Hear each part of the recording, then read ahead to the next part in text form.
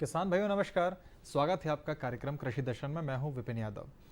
किसान भाइयों, जैसे कि आप जानते हैं हर दिन हम नए नए विषयों को लेकर आते हैं आपके बीच में खेत खलिहान की बहुत सारी जानकारियों को लेकर, जैसे कि आपकी खेती में आपको और भी ज़्यादा उन्नतशील आपको बनाएं। आप जानते हैं कि आज जो कार्यक्रम है वो लाइव है, यानी कि फ़ोन इन सजीव कार्यक्रम है। और आज जो भी हम विषय पर हम बात करने वाले हैं उस पर आप संबंधित जो प्रश्न है वो पूछ सकते हैं। तो किसान भाइयों, आज हमारे विषय के बारे में हम जानते हैं। हमारा विषय है आज खरीफ फसलों की कटाई एवं गहाई के कृषि उन्नत यंत्र। इस विषय के बारे में हम बात करेंगे और चर्चा पे आज हमारे साथ मौजूद हैं डॉक्टर उदय आर बाड़ेगांवकर, प्रधान वैज्ञानिक हैं केंद्रीय कृषि अभियांत्रिकी संस्थान भोपाल से। सर, बहुत बहुत स्वागत है आपका। तो किसान भाइयों, जैसे कि आपने जाना कि आज लाइव प्रोग्राम है और आज हम बात करने वाले हैं आपके प्रश्नों की, तो हमें आप फ़ोन लगा सकते हैं। हमारे नंबर है 0755-266-0049, टोल फ्री नंबर है 1800-233-0040। इन नंबरों पे फ़ोन लगा सकते हैं और आप विषय से जुड़े हुए कोई भी प्रश्न आप पूछ सकते हैं। सर, जैसा हमारा टॉपिक है खरीफ फसलों की कटाई और गहाई के जो कृषि उन्नत यंत्र होते हैं उनके बारे में हम बात कर रहे हैं। प्रमुख रूप से हम बात करें तो जो हमारे कृषि यंत्र होते हैं, कौन कौन से कृषि यंत्र हैं जिससे हम कटाई गहाई कर सकते हैं?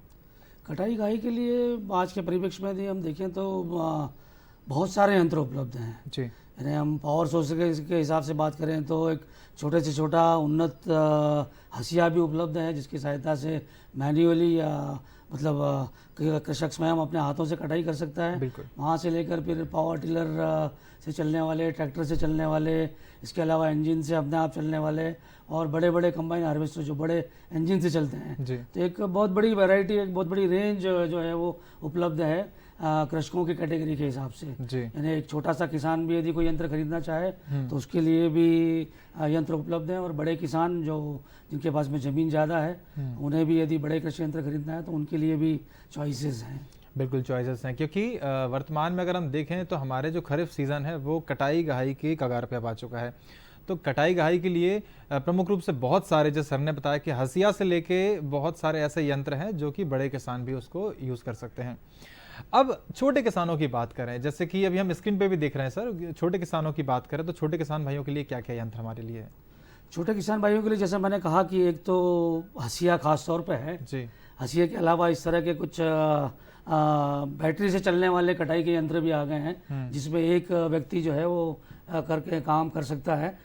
लेकिन खास तौर पे छोटे किसानों के लिए जैसे रीपर अभी हम आप स्क्रीन पे देख रहे हैं, ये रीपर है। रीपर के अलावा जो इंजन से 10 हॉर्स पावर के इंजन से चलता है, इसके अलावा पावर टिलर से चलने वाले छोटे हार्वेस्टिंग के यंत्र हैं, उनका उपयोग भी वे कर सकते हैं। और इसके अलावा सेल्फ प्रोपेल्ड जो यंत्र आते हैं, मतलब 5 हॉर्स पावर इंजन से चलने वाले और छोटे कटाई के यंत्र जो 1 मीटर के क्षेत्र में कटाई करते हैं, उनके द्वारा जो है वो कार्य किया जा सकता है, जो किसानों के काम में, छोटे किसानों के काम में। सर, जैसे छोटे किसान भाइयों के लिए बात हम कर रहे हैं प्रमुख रूप से फसलों को लेकर अगर हम बात करें, क्योंकि खरीफ का सीज़न है, बहुत सारी ऐसी फसलें हैं जो किसान भाइयों ने बोई हैं, तो क्या कोई प्रमुख फसल को लेके या उपयुक्त फसल के लिए कोई यंत्र होता है, या फिर एक ही यंत्र बहुत सारी फसलों को काट सकता है? एक ही यंत्र की यदि बात करें तो सबसे बड़ी चीज़ तो जो कंबाइन हार्वेस्टर होता है वो ऑलमोस्ट सभी फसलों को सिवाय मक्के के जो खरीफ की फसलें हैं सभी की कटाई और गहाई कर देता है। लेकिन यदि छोटे यंत्रों की तरफ आएंगे तो जैसे हमने रीपर की बात की, रीपर जो पावर टिलर से चलने वाला भी है और रीपर ट्रैक्टर से चलने वाला भी है। लेकिन ये वर्टिकल कन्वेयर रीपर है, इसकी थोड़ी सी अपनी लिमिटेशन है कि ये आपका खरीफ फसलों में यदि बात करें तो धान, रबी में गेहूं, और इसके अलावा खरीफ की और बात करें तो सोयाबीन की कटाई कर सकता है। लेकिन मक्का जैसे फसलों की कटाई करना हो तो उसके लिए थोड़ा सा मुश्किल होगा। तो इस तरह से यदि इन यंत्रों को देखा जाए तो अलग अलग फसलों के लिए थोड़े से अलग कृषि यंत्रों की भी ज़रूरत पड़ती है। जैसे रीपर बाइंडर अभी हमने स्क्रीन पर देखा, जो काटने के साथ साथ में गठान या पूले भी बांधता है, उसमें भी आप धान की कटाई कर सकते हैं। लेकिन सोयाबीन की कटाई करना चाहें तो उससे नहीं हो पाएगी जी। तो सोयाबीन के लिए फिर ऐसी कौन सी यंत्र रहता है जो हमारे किसान भी यूज करते हैं? सोयाबीन के लिए जैसे मैंने कहा एक 5 हॉर्स पावर से चलने वाला छोटा एक यंत्र है। सोयाबीन के साथ में दिक्कत यह है, जो हमारे किसान भाई भी जानते होंगे, कि सोयाबीन की जब कटाई की जाती है तो सोयाबीन कुल मिला के थोड़ा सा एक समस्याग्रस्त फसल अपने आप में है। तो जब कटाई की भी बात आती है तो कटाई के वक्त में भी अपनी समस्या है। यदि थोड़ा सा ज़्यादा नमी हो तो मुश्किल है, और थोड़ी यदि कम नमी हो गई तो वैसे में आपने देखा होगा कि पूरे खेत में जो है जब मशीन चलती है तो पूरे खेत में दाना खिरता है, इसको शैटरिंग लॉ जिसको कहते हैं, पूरे खेत में दाना बिखरने लगता है। तो जरूरी है कि मशीन इस तरह से चले कि जिसमें दाने का खिरना या शैटरिंग लॉसेस जो है वो बिल्कुल कम से कम हो, नुकसान ज्यादा तो ना हो। ऐसे में छोटी जो 5 हॉर्स पावर की डीजल इंजन से चलने वाली सेल्फ प्रोपेल्ड रीपर है, उसका जो हमारा कटर बार है उसकी कटाई की जो चौड़ाई है वो सिर्फ 1 मीटर है। तो ऐसे में कटने पे फसल को ज्यादा दूर तक चलना नहीं पड़ता, आई मीन एक कोने से दूसरे कोने तक जब हम उसको ले जाते हैं तो ज्यादा दूरी नहीं तय करना पड़ती, तो उसकी वजह से शटरिंग लॉसेस कम होते हैं। और ट्रैक्टर ड्रॉन रीपर के द्वारा यदि आप काटना चाहते हैं और उसमें 2 मीटर का कटर बार होता है, तो थोड़ी सी सावधानी ये रखना पड़ेगी कि सोयाबीन में हमको फिजियोलॉजिकल मैच्योरिटी, जिसको जो साइंटिफिक टर्म है फिजियोलॉजिकल मैच्योरिटी मतलब उसको कहते हैं कि जब फसल की बढ़त जो है पूरी अपने आप में हो जाती है, दाना और फसल थोड़ी सी हरी दिखेगी लेकिन उसके बाद में फसल की और उत्तरोत्तर बढ़ोतरी नहीं होती, वो एक फसल की चेक हो जाती, तो वो मतलब फिजियोलॉजिकल मैच्योरिटी हो गई। उस मैच्योरिटी पे यदि आप इन मशीनों का उपयोग करते हुए काटेंगे तो वैसे में आपका शटरिंग लॉसेस भी कम से कम होंगे। तो इन मशीनों का उपयोग करके सोयाबीन में आप शटरिंग कम से कम कर सकते हैं। और इसके अलावा जो बड़े किसान हैं, बड़े किसान क्या कहूँगा बल्कि छोटे किसान भी कंबाइन का उपयोग आज कर सकते हैं, तो उसमें सोयाबीन की कटाई की जा सकती है। ये जो रीपर आप जैसे अभी देख रहे हैं जी तो इसमें ये छोटा वाला रीपर जिसकी मैं बात कर रहा था, तो बिल्कुल, तो ये जैसे कि कहा कि हम लोगों के लिए, छोटे किसान भाइयों के लिए भी बहुत सारे ऐसे यंत्र हैं जिनसे आसानी से जो है वो कटाई कर सकते हैं। ट्रैक्टर चलित बहुत सारे यंत्र हैं या फिर हस्त चलित जो है वो यंत्र बहुत सारे ऐसे हैं जो हमारे किसान भाई इस्तेमाल कर सकते हैं। जैसे ट्रैक्टर की बात कर रहे हैं सर, तो ये यंत्र कितना उपयोगी है? ये यंत्र बहुत ज़्यादा उपयोगी है, खासतौर पे खरीफ फसलों की बात करें तो अभी जो आप हमारे सामने जो इमेज आ रही है उसमें निश्चित रूप से गेहूं की कटाई करते हुए बताया गया है, लेकिन इतनी ही अच्छी कटाई ये यंत्र जो है वो धान की भी करता है बिल्कुल, और साथ साथ में सोयाबीन की भी करता है। लेकिन सोयाबीन की कटाई करने में मैंने जैसा आपको बताया कि थोड़ा सा आपको ध्यान रखना पड़ेगा कि सोयाबीन ज़्यादा सूखी ना हो। यदि सोयाबीन ज़्यादा सूख जाएगी तो उस केस में थोड़े से शटरिंग लॉसेस होंगे। लेकिन धान की कटाई निश्चित रूप से बहुत अच्छे से, मुश्किल से 3 या 4 इंच जमीन से ऊपर करेगा, प्रॉपरली इसको काटेगा, और जैसा कि आप चित्र में देख रहे हैं कटाई करने के साथ साथ में ये पूरी फसल को एक साइड में लाकर और बड़े अच्छे से जमीन पे लिटा देता है। बिल्कुल, तो जिससे उसमें भी आसानी होती है। बिल्कुल बिल्कुल। तो ये जैसे हम लोग स्क्रीन पर देख रहे हैं सर, ये बांधने वाला, मैं यही पूछने वाला था, क्योंकि हमें क्या करना है कि जो लागत है वो बचाना है, तो ऐसे में जो बंधाई वाला सिस्टम है वो बहुत उपयोगी होता है। तो क्या यंत्र ये काम करता है? ये यंत्र भी निश्चित रूप से आज के ज़माने में ये धीरे धीरे ये यंत्र आने लगे हैं और इसमें काफ़ी वैरायटी भी आने लगी है। पहले जैसे मैंने आपको बताया था कि ट्रैक्टर के सामने चलने वाला यंत्र जो फसल को काटता है और काट के और उसके साथ में एक साइड में खेत में डालने लगता है। लेकिन चूंकि आजकल हम सभी जानते हैं कि मजदूरों की बहुत ज़्यादा कमी हो रही है, ठीक है, मशीन की सहायता से आपने कटाई तो कर दी, लेकिन कटाई के बाद में खेत में फसल तो वैसी की वैसी हुई है, तो उसको इकट्ठा करना या उसको कलेक्ट करके और अपने खलिहान तक पहुंचाना, ये भी अपने आप में एक बड़ी समस्या है जिसके लिए भी मजदूर प्राप्त नहीं होते। इसी समस्या का हल करने के लिए अभी जो हम लोगों ये स्क्रीन पे जो हमें मशीन दिखाई गई है, रीपर बाइंडर जी, तो इसका काम न सिर्फ कटाई करना है, जो रीपर के फैशन में ये कटाई करती है, एक साइड में इकट्ठा भी करते जाएगी, लेकिन इसमें एक स्पेशल मैकेनिज्म दिया हुआ है। जो फसल एक कोने में इकट्ठा होती जाएगी उसमें ऑटोमेटिकली ये रस्सी की सहायता से नॉटिंग भी करता जाता है, मतलब गठान भी बांधता जाता है। तो इस तरह से एक एक करके पूले जो है बनते जाते हैं। जैसे आप ये देख रहे हैं यहाँ पे, ये अभी फिलहाल धान की कटाई, तो ये धान की भी पूले बांध देगा, इसके अलावा गेहूं के भी पूले बांध देगा। सोयाबीन में जरूर इसका उपयोग आप नहीं कर पाएंगे। सर ये जैसे कि ये जो हम मशीन देख रहे हैं, तो किसान भाई अगर खरीदना चाहें तो कैसे खरीदें, क्या कुछ देखें उसमें खरीदने वक्त टाइम पे, और कितना क्या रेट होता है इसका? इन मशीनों की लागत जैसे मैं कहूँगा करीब 2.5 से 3.5 लाख के बीच में है। अभी जो हम मशीन देख रहे हैं इसमें ऑपरेटर साथ में बैठ के, मतलब इसको मैं सेल्फ प्रोपेल्ड मशीन कहूँगा, रीपर बाइंडर, जो ऑपरेटर सीट के साथ में बैठ के चला रहा है। लेकिन इसके अलावा एक वो मशीन भी है इसी तरह की पूले बांधने वाली, जो ट्रैक्टर के पीछे भी लग जाती है। और आजकल एक और उसमें नया जो है वर्जन आ गया है या नया विकास हो गया है। जैसे मैंने आपको ट्रैक्टर के सामने लगने वाला रीपर बताया था, उसके साथ में ही हमारे यहाँ के निर्माताओं ने, हमारे यहाँ के निर्माता भी काफ़ी इनोवेटिव हैं, आविष्कार करने वाले हैं। उन्होंने जो नॉटिंग मैकेनिज्म है इस तरह का, जैसे चित्र में आप देख रहे हैं कि इसमें ये जो है, और इसके अलावा भी एक और है जो फ्रंट में तो ये मशीन लग रही है, इसके अलावा भी एक और मशीन है जिसमें इसके कोने पे जो है वो नॉटिंग मैकेनिज्म लगा दिया गया है। तो वो मशीन सबसे सस्ती है, वो मेरा ख्याल है करीब 2.25 से 2.5 लाख के आसपास में है। और जो बाकी हमने जो एक जो मशीन देखी, जो ऑपरेटर प्रचालक जो सीट पे बैठ के चला रहा था, वो करीब 3.5 लाख रुपए के आसपास है। जी, मतलब ये देख रहे हैं। तो सर, जैसे हम जानते हैं कि मजदूरों की आजकल बहुत ज़्यादा दिक्कत पड़ रही है और किसान भाइयों के लिए लागत बहुत ज़्यादा बढ़ रही है। तो ये जो मशीनों को देख रहे हैं हम, तो इनका किस एक दिन में या 1 घंटे में कितना क्या इनका वो रहता है, कितना काट सकते हैं? मशीनों के साइज के हिसाब से काफ़ी फ़र्क पड़ता है। जितनी बड़ी मशीन होगी निश्चित रूप से, यदि हम कंबाइन की बात करें तो वो बहुत जल्दी 1 एकड़ 1 घंटे में आराम से काट देगा, या 2-2 एकड़ तक 1 घंटे में काट देगा। तो उसके ऊपर निर्भर करता है। लेकिन वैसे यदि बात करें तो हम जो छोटा हमारा रीपर है वो करीब करीब आधा एकड़ 1 घंटे में काट देता है। ट्रैक्टर काटने वाला, ट्रैक्टर से चलने वाला जो बड़ा रीपर है वो करीब करीब 1 एकड़ 1 घंटे में काट देता है। और कंबाइन अलग अलग मशीनों के अलग अलग हिसाब से चलता है, साइज के हिसाब से चलता है। एक कॉलर हमारे साथ जुड़ चुके हैं, नंद स्वरूप मिश्रा जी जो है बाराबंकी से। सर, बहुत बहुत स्वागत है आपका प्रोग्राम में। नमस्कार जी जी।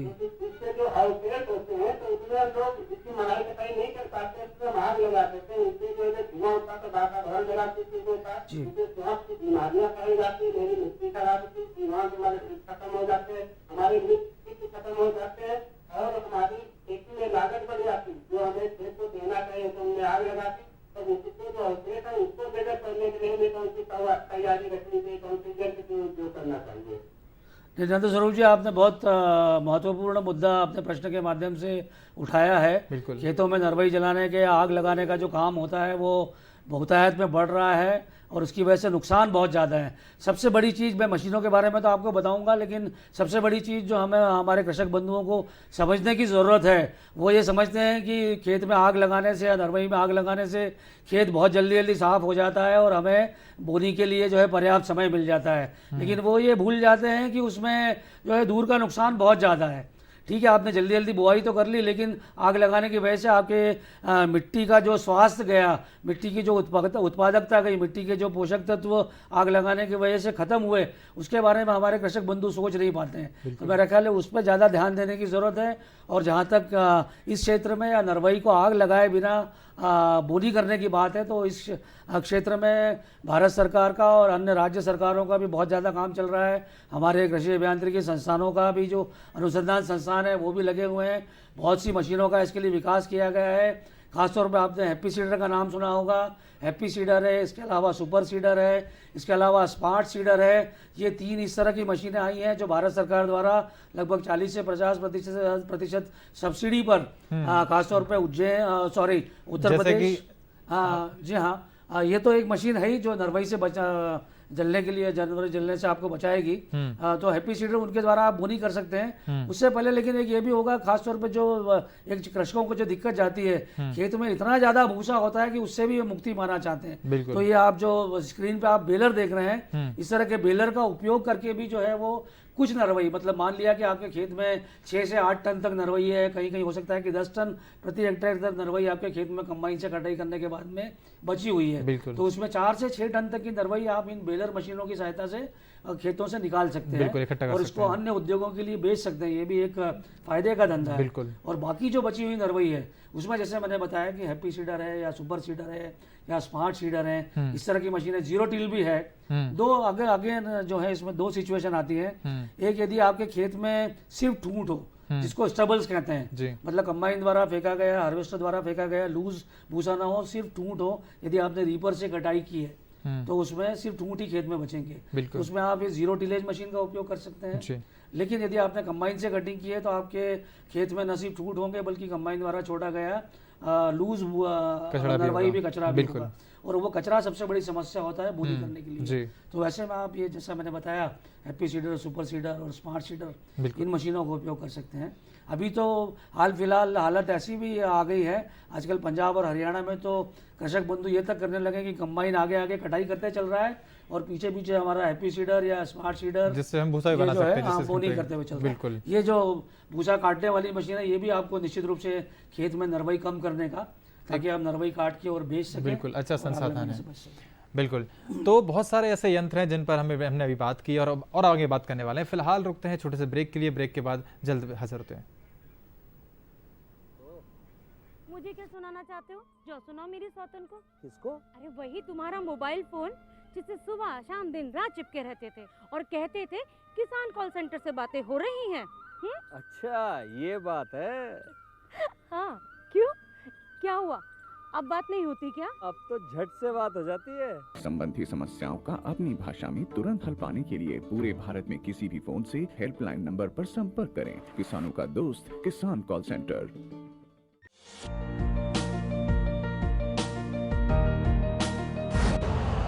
यूरिया का स्वदेशी उत्पादन 70 लाख टन बढ़ाने के लिए 6 उर्वरक संयंत्रों का उद्धार किया जा रहा है।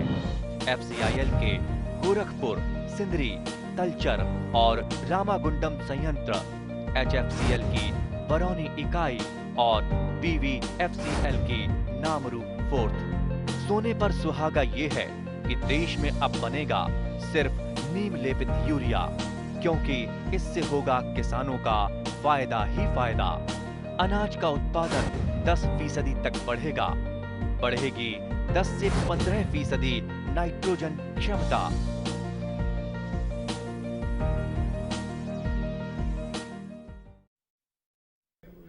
ठीक है। ब्रेक के बाद एक बार फिर आपका स्वागत है किसान भाइयों कार्यक्रम कृषि दर्शन में, और हम बात कर रहे हैं आज खरीफ फसलों में कटाई एवं गहाई की कृषि उन्नत यंत्रों के बारे में। किसान भाइयों, जैसे कि आपने जाना ब्रेक से पहले हम लोग ने जो बात कर रहे थे किस तरीके से उपयुक्त जो हमारे कृषि यंत्र हैं उनका हम इस्तेमाल कर सकते हैं, और हमारे साथ चर्चा में मौजूद हैं डॉक्टर उदय राय बड़ेगांवकर, जो कि प्रधान वैज्ञानिक हैं केंद्रीय कृषि अभियंत्रिकी भोपाल से। सर, हम ब्रेक से पहले बात कर रहे थे कि किस तरीके से हमारे छोटे किसान भाइयों के लिए जो कृषि यंत्र है वो इस्तेमाल में हम ला सकते हैं। अब हम थोड़े से जो मध्यम वर्गीय या फिर बड़े किसान जो भाई हमारे हैं जो ज़्यादा रकबे में किसान फसलों को बोते हैं, तो ऐसे में उनको ज़्यादा बड़ी मशीन लगती होगी। तो कौन कौन सी ऐसी जो मशीन है जो कि कृषि भाई किसान भाई जो हैं वो इस्तेमाल में ला सकते हैं? कटाई के लिए तो खासतौर पे कंबाइन हार्वेस्टर ही हमारे पास में है, जो बड़ी मशीनों की हम बात करते हैं जी।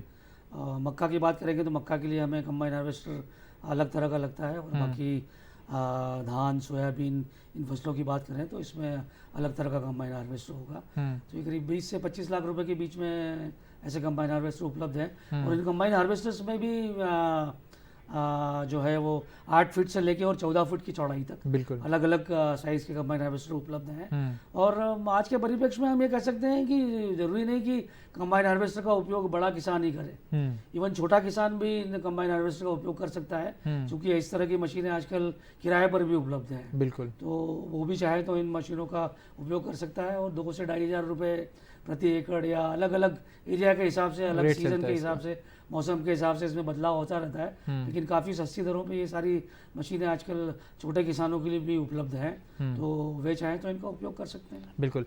कंबाइन हार्वेस्टर की बात करते हैं, जैसे अभी हम खरीफ मौसम की बात करें तो प्रैक्टिकली क्या होता है कि धान की फसलों में हो या फिर सोयाबीन खेतों में नमी बहुत होती है। ऐसे में क्या होता है कि हार्वेस्टर जो है वो खेतों में चल नहीं पाता है, तो इसका विकल्प क्या रहेगा? हार्वेस्टर यदि खेतों में चल नहीं पाता है, उसमें भी अलग अलग सिचुएशन होती हैं। एक तो नमी ज़्यादा है जी। तो निश्चित रूप से थोड़ा सा नमी कम करने के लिए हमें इंतज़ार करना पड़ेगा, लेकिन मिट्टी की नमी कम करने का हम इंतज़ार कर रहे हैं, और उसके साथ साथ में फसल ज़्यादा सूखती जाएगी तो फसल की नमी भी कम हो जाएगी। बिल्कुल हो जाएगी जी। तो शटरिंग लॉसेज उसमें फिर बढ़ जाएंगे, तो एक तरह का ये कॉन्ट्राडिक्टिंग सिचुएशन आ जाता है। तो ऐसे में मेरी सलाह तो ये रहेगी कि यदि वे ट्रैक्टर ऑपरेटेड मशीनों का उपयोग करें तो वो ज़्यादा अच्छा होगा जी, ताकि उसमें खेतों में जो है उनके कॉम्पेक्शन भी नहीं होगा। दरअसल जब खेतों में नमी ज़्यादा हो और ऐसे में यदि आप कंबाइन हार्वेस्टर चलाते हैं तो हमें पता नहीं लगता, लेकिन हमारी मिट्टी को कितना नुकसान हो रहा है। बिल्कुल, वो कंबाइन हार्वेस्टर चूँकि बहुत ज़्यादा हैवी वेट मशीन है ये, वजन और ज़्यादा इतने होता है। वजन वाली मशीनें जब खेतों में चलती हैं तो वो मिट्टी को बहुत जोरदार तरीके से दबा देती हैं, और ऐसे में अगली फसल के लिए जब आप बोनी करते हैं तो ये मिट्टी की उत्पादकता पर प्रभाव डालती है। बिल्कुल, मिट्टी के तो उत्पादक। इसलिए छोटी मशीनों का यदि आप उपयोग कर सकें तो वो अच्छा होगा। इसके अलावा एक परिस्थिति ये भी हो सकती है कि हो सकता है कि धान के खेत में आपके थोड़ा सा पानी भी भरा हो, थोड़ा बहुत पानी यदि हो सकता है, तो वैसे में ट्रैक टाइप के कंबाइन भी आते हैं, जैसे आपने बुलडोजर देखे होंगे जी जी जिसमें नीचे चेन लगी रहती है। जी। तो इस तरह के यदि ट्रैक टाइप कंबाइन है तो उनका उपयोग किया जा सकता है, जिससे मिट्टी ज़्यादा दबेगी नहीं और नमी में भी आप फसल को काट के और सकते ढाई हैं। कर सकते चलिए, तो किसान भाइयों, फिलहाल हम एक विषय पे बात करना चाहते हैं, पीला मोजेक वायरस। जी हाँ, ये बहुत ज़्यादा दिक्कत अभी दे रहा है, तो इस पे हमारे साथ जुड़ चुके हैं डॉक्टर प्रद्युम्न सिंह, जो कि RVS KVV ग्वालियर से हैं। सर, बहुत बहुत स्वागत है आपका। आपका भी बहुत बहुत स्वागत है, धन्यवाद। जी सर, पीला मोजेक वायरस जो है, किसान भाई काफ़ी परेशान है, तो क्या कहना चाहेंगे सर इस पे? पीला मुझे जैसे अभी मैंने खेतों में देखा है, इधर बड़वानी साइड में इंदौर की तरफ जो जितनी भी सोयाबीन लगाई हुई है उसमें काफी खेतों में पीला मुझे देखने को मिला। जी। इसमें क्या है कि सबसे पहले किसान भाई इसमें ध्यान रखा करें, हर बार यही समस्या आती है कि जब तक वो आधे खेतों तक फेल नहीं आता तब तक किसान भाई हमारे उसकी निगरानी नहीं कर पाते हैं। बिल्कुल। इसका तरीका यही है, प्रारंभिक अवस्था में यदि इस तरह के पीले पौधे देखें उन्हें उखाड़ के नष्ट कर दें। तो वर्तमान में जो स्थिति मैंने देखी है उसमें क्या है कि बहुत ज्यादा फैल गया है। इसके लिए केवल कीटनाशक ही विकल्प है, सफेद मक्खी से फैलता है, तो इसमें वाहक का काम करती है वायरस के को फैलाने में। इसलिए इसमें क्या है कि जो सफेद मक्खी के लिए कीटनाशक है, ऐसे काम ग्रेड 20 SP, उसकी 2 ग्राम मात्रा प्रति 3 लीटर पानी में, या दूसरी तरीके से हम कहें तो 10 ग्राम मात्रा एक 15 लीटर की टंकी में डाल के अपने खेतों में जिसमें ये मोजेक लगा हुआ है, क्योंकि हमें सफेद मक्खी को नियंत्रण करना है, इसके नियंत्रण करने से ये स्वतः ही नियंत्रित हो जाता है। तो इसलिए क्या है, भविष्य में यदि कभी इस तरह का रोग फैलता है तो प्रारंभिक अवस्था में इस तरह के पीले पौधों को हम निकाल कर खेतों से उनको नष्ट कर दें, तो उसके बाद छिड़काव करें, तब से इफेक्टिव होगा। और दूसरी दवाई है इमिडाक्लोप्रिड 17.8 SL की 1 मिलीलीटर दवा 3 लीटर पानी में, या 18 मिलीग्राम 5 ग्राम दवा 15 लीटर पानी में। इस तरह की ये 3 दवाइयाँ, पर सबसे ज्यादा प्रभावी इसमें एसिटामोप्रिड 20 SP की दवा है, तो उसका उपयोग करके और खेतों में डाल के छिड़काव करके सफेद मक्खी का नियंत्रण किया जाएगा, तो इस रोग से निजात पाई जा सकती है। चलिए, तो बहुत बहुत धन्यवाद सर, आपने इतनी महत्वपूर्ण जानकारी हमारे किसान भाइयों को दी। आप धन्यवाद। ओके, तो सर जैसे हम बात कर रहे थे हमारे जो खरीफ फसल की कटाई गहाई के बारे में, विषय पे वापस लौटते हैं। जिस तरीके से हमने जाना कि कटाई के यंत्र कौन कौन से हैं और कैसे हमारे किसान भाई उनका इस्तेमाल कर सकते हैं, गहाई भी एक बहुत महत्वपूर्ण चीज़ है, क्योंकि जब हमने बहुत सारे ऐसे यंत्र देखे कि उन्होंने गठान बांध के हमारी फसल को जो है छोड़ दिया। अब आती है गहाई की बात, तो गहाई के कौन कौन से ऐसे यंत्र हैं जो कि आसानी से हमारे किसान भाइयों को उपलब्ध हो सके और उनसे आसानी से ही वो गहाई कर सकें? गहाई का क्षेत्र एक ऐसा है, फसलों की गहाई, जिसमें हमारे देश ने सबसे ज़्यादा तरक्की की है। जी। हम जब मशीनीकरण की बात करते हैं तो ओवरऑल या समग्र जो मशीनीकरण हमारे देश में हुआ है, तो आज करीब करीब उसको प्रतिशत में हम 45% तक कह सकते हैं। लेकिन गहाई के मशीनीकरण की यदि बात करें तो हम कह सकते हैं कि हमारे देश में लगभग 90% से लेके 100% भी कुछ क्षेत्रों में तो मशीनीकरण पूरा हो चुका है। तो गहाई की मशीनें कृषक बंधुओं के लिए बहुत नई नहीं है, और उपलब्धता की भी जहाँ तक बात है तो हमारे यहाँ सभी जगह पे, हर जगह पे विभिन्न निर्माता हैं जो विभिन्न साइज के गहाई यंत्र या थ्रेशर जो हैं वो उपलब्ध करवाते हैं। उसमें भी एक ये बात हमें ध्यान रखनी पड़ेगी कि जो मल्टीक्रॉप थ्रेशर या हडम्बा थ्रेशर के नाम से आते हैं, तो वे आपका सोयाबीन और बाकी फसलों की गहाई कर देंगे। मक्का की भी कुछ जगह पे हो जाएगी, लेकिन मक्का के लिए अलग से थ्रेशर भी आते हैं, और खासतौर पे धान की यदि बात करेंगे तो एक्सियल फ्लो थ्रेशर उनके लिए अलग से आते हैं। तो इस तरह के स्पेसिफिक थ्रेशर का यदि उपयोग करेंगे किसान बंधु हमारे, तो फसलों की गहाई भी ज़्यादा अच्छे से होगी और नुकसान भी कम से कम होगा। जरूरत है गहाई की जो मशीनें हैं उनका जो रिक्वायरमेंट है, उनकी जो आवश्यकता है, उसमें जो ओवरऑल लॉसेस होना चाहिए या नुकसान का प्रतिशत है वो 2% से ज़्यादा नहीं होना चाहिए। बिल्कुल। उसमें सफाई की भी नुकसान होता है, टूटने का भी नुकसान होता है, दाना उड़ने का भी नुकसान होता है। तो ये सारी चीज़ें हैं जो है वो 2% से ऊपर नहीं होना चाहिए। तो ज़रूरी है कि हम सही थ्रेशर का उपयोग करें। तो इसके लिए मक्का का थ्रेशर है ही, धान का थ्रेशर अलग है और बाकी मल्टी क्रॉप थ्रेशर है जो बाकी फसलें कर देता है। सर मैंने देखा अभी एक खेत में जैसे कि हम कृषि यंत्रों की बात कर रहे हैं तो थ्रेसिंग की बात कर रहे हैं, आलू जैसे होते हैं, आलू निकालने या मूंगफली निकालने के लिए कोई उपयुक्त ऐसी मशीन होती है जो सही रहती है? जी हाँ बिल्कुल।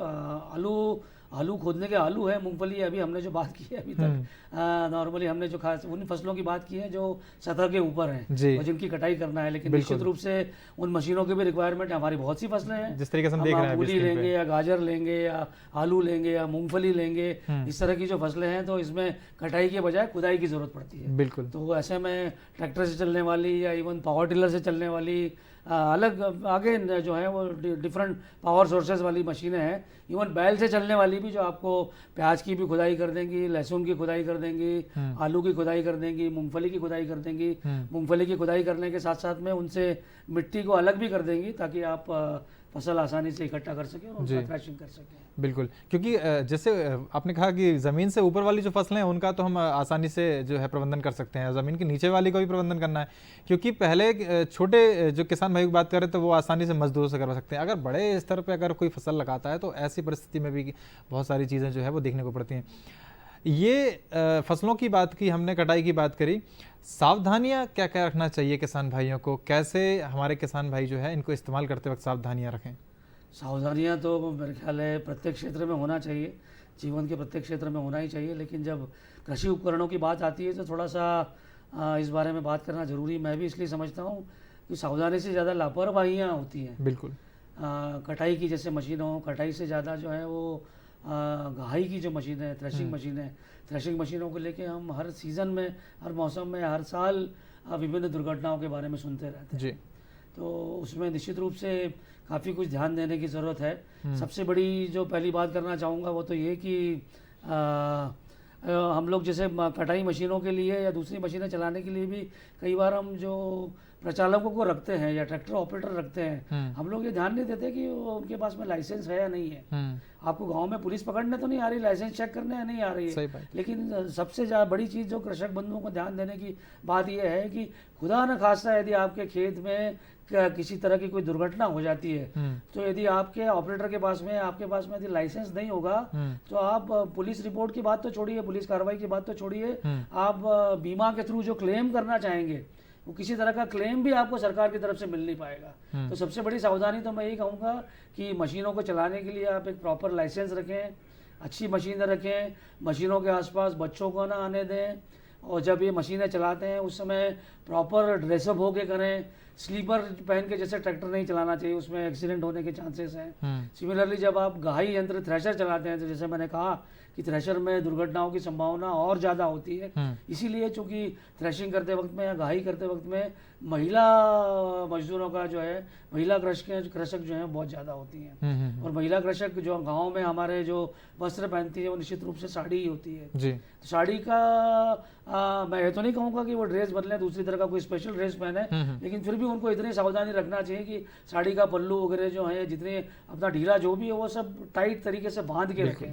और ऐसे ही हमारे जो दूसरे कृषक बंधु भी वहाँ काम करते हैं तो किसी तरह का ढीला कपड़ा न पहने। दूसरा, थ्रेशरों का जब उपयोग करते हैं तो थ्रेशर में खासतौर पे एक चीज़ का ध्यान भी और रखें कि थ्रेशर में कई बार हमने देखा है कि कृषक बंधु हमारा फसल को थ्रेशर में डालने के लिए लकड़ी का या लोहे के सरियों का उपयोग करते हैं। तो इस तरह की चीज़ें भी न करें। आजकल तो थ्रेशर भारत सरकार ने अपने मानक बनाए हुए हैं, उन मानकों के हिसाब से थ्रेशर बनते हैं। तो उसमें आप यदि थ्रेशर हाथ से भी यदि अपनी फसल थ्रेशर में डालते हैं तो निश्चित रूप से आपका फसल थ्रेशिंग ड्रम तक नहीं जाएगा जी। इसलिए हाथ से फसल डालने में कोई दिक्कत नहीं है।